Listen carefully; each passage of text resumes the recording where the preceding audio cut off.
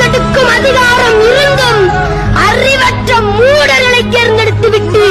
அகதிகளாய் மாறி நிற்கும் இளைநிலையில் நிற்கின்றோம்.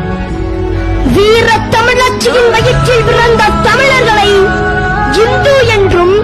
இஸ்லாமியன் என்றும் கிறிஸ்தவன் என்றும் மதமாகவும்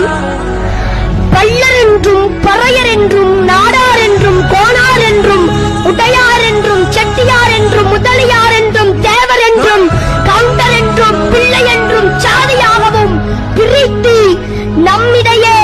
சாதி மத கலவரங்களை தூண்டி நம்மை அடிமைப்படுத்தி ஆட்சி செய்ய துடிக்கும்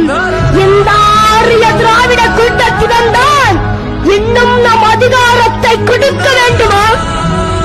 அல்லது நம் வரலாற்றை மீட்டு நம் எதிர்காலத்தை தீர்மானிக்க நாமே நம் மண்ணை ஆள வேண்டுமா?